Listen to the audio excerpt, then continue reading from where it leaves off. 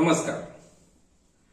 सिंधुदुर्ग जिल्ह्यातल्या देवगड महाविद्यालयीन विद्यार्थ्यांनी भौतिकशास्त्र विभागात चमकदार कामगिरी करत विज्ञान प्रेमींचं लक्ष वेधून घेतलंय आणि सोबतच उद्योजक आणि जिल्हा प्रमुख दत्ता सामंत यांनी या मुलांच्या कामगिरीची दखल घेत त्यांचं एका संदेशाद्वारे विशेष अभिनंदन केलंय. भारतीय संस्कृतीत विज्ञान आणि अध्यात्म यांचा मिलाफ म्हणून भौतिकशास्त्राला ओळखलं जातं आणि त्यातच सिंधुदुर्ग जिल्ह्यातील या अशा विद्यार्थ्यांच्या रूपानं मिळणारं योगदान हे खरंच आनंददायी असल्याचं उद्योजक दत्ता सामंत यांनी स्पष्ट केलंय. दरवर्षी राष्ट्रीय पातळीवर घेण्यात येणाऱ्या नॅशनल ग्रॅज्युएट फिजिक्स एक्झामिनेशन म्हणजेच NGPE मध्ये देवगड महाविद्यालयातील भौतिकशास्त्र विभागाच्या विद्यार्थ्यांनी जी चमकदार कामगिरी केली त्यात तृतीय वर्षाचा नुपूर मकरंद ललित, कुमारी प्रेरणा शंकर गोसावी आणि प्रथम वर्षाचा आर्यन रामदास गुरव या 3 विद्यार्थ्यांची राष्ट्रीय पातळीवर टॉप 1% विद्यार्थ्यांमध्ये निवड झाली आहे. पुढच्या शैक्षणिक आणि संशोधन क्षेत्रातील कारकिर्दीमध्ये तथा करिअरमध्ये या परीक्षेतील यश महत्वाचं समजलं जातं. ही NGPE परीक्षा 25 जानेवारी 2026 ला घेण्यात आली होती. भारतातनं 3092 विद्यार्थ्यांनी ही परीक्षा दिली होती. त्यामध्ये देवगड महाविद्यालयातल्या भौतिकशास्त्र विभागाचे 12 विद्यार्थी होते.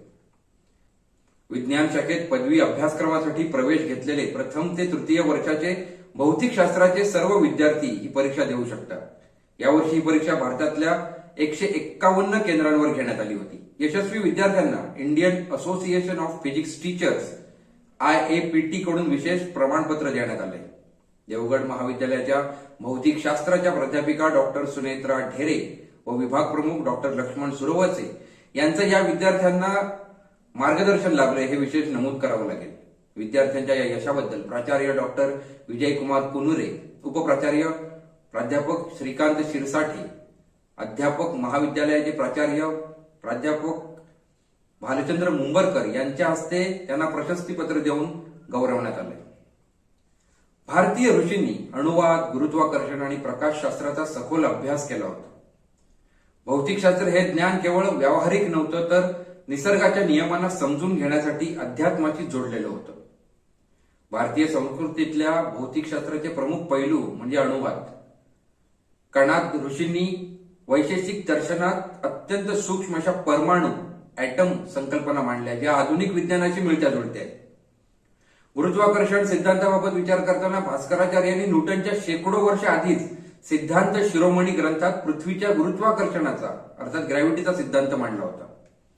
खगोलशास्त्र आणि गती म्हणजे ॲस्ट्रॉनॉमी अँड मोशन या विभागात आर्यभट्ट यांनी पृथ्वी स्वतःच्या अक्षावर फिरते हे सिद्ध करून खगोलशास्त्रात पायाभूत योगदान दिलं होतं. धातुविज्ञान आणि चुंबकीय शास्त्र या विभागात प्राचीन भारतात लोह, निकेल, उल्कापिंडाचा वापर करून चुंबकीय उत्पादन मॅग्नेटिक लेव्हिएशन तंत्रज्ञानाचा मंदिरांच्या बांधकामात वापर केला गेल्याचे पुरावे मिळतात.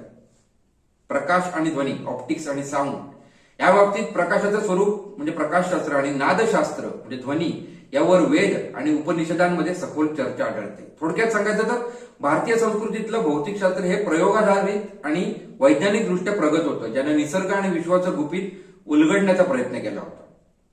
सिंधुदुर्ग जिल्ह्यातल्या देवगडच्या नुपूर ललित, प्रेरणा देसाई आणि आर्यन गुरव अशा महाविद्यालयीन तसंच आणखीनही विद्यार्थ्यांनी भौतिकशास्त्राच्या कारकिर्दीकडे जोमानं आणि संस्कृतीच्या संशोधनाच्या दृष्टीने गांभीर्यानं पाहणं सुद्धा जिल्ह्यातील विकासनशील शैक्षणिक जाणीवांसाठी चैतन्यमय आहे अशी ही प्रतिक्रिया व्यक्त होते आहे.